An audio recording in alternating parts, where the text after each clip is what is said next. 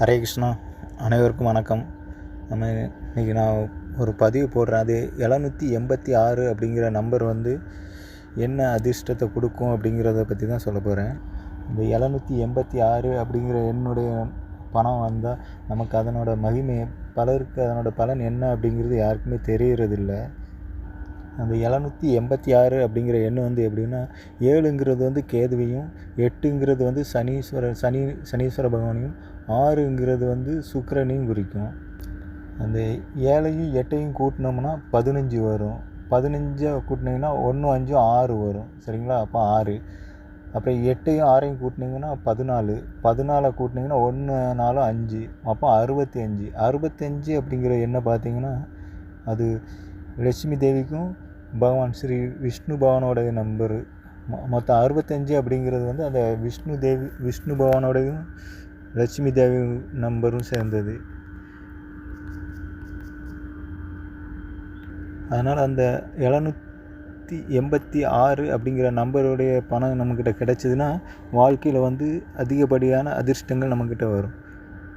நம்ம இந்த 786 அப்படிங்கிற நம்பரை வெளியில் போய் யார்கிட்டையும் இப்போ வாங்கக்கூடாது. அதிக காசு கொடுத்து அந்த பணத்தை வாங்கக்கூடாது. அந்த 786 அப்படிங்கிறது நம்மளை தேடி நம்மக்கிட்ட வரணும். அது பகவான் விஷ்ணு நம்மளுக்குன்னு கொடுத்துருந்து அது கண்டிப்பாக நம்மளை தேடி வரும். அதுக்கு என்ன பண்ணுவோம், அது நமக்கு தேடி வரணும் அப்படின்னா பகவான் விஷ்ணுவை நம்ம அடிக்கடி நினைக்கிறது மட்டும் இல்லாமல் பெருமாள் கோயிலுக்கு அடிக்கடி போகணும்.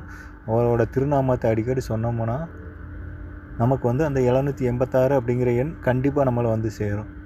அது எப்படி நான் அவ்வளோ உறுதியாக சொல்கிறேன்னா, நானும் பகவான் விஷ்ணுவை டெய்லி நினச்சிக்கிட்டு இருப்பேன். டெய்லி கோயிலுக்கு போனேன்.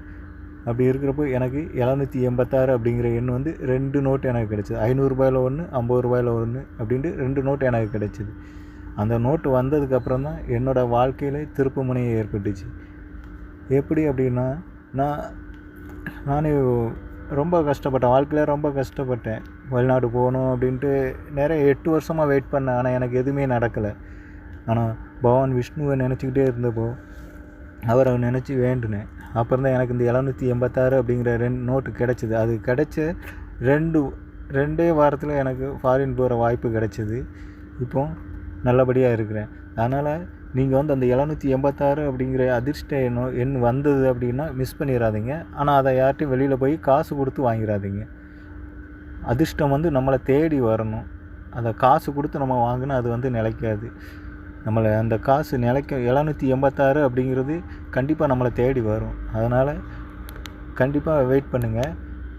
வெயிட் பண்ணால் பத்தாது, பகவான் விஷ்ணுவை எப்போதும் மனசில் நினச்சிக்கிட்டே இருக்கணும். அவரை பூஜை பண்ணி அவரை அனுதினமும் நினச்சிக்கிட்டு இருந்தோம்னா கண்டிப்பாக விஷ்ணு பகவானும் லட்சுமி தேவியும் நம்ம வீடை தேடி கண்டிப்பாக வருவாங்க.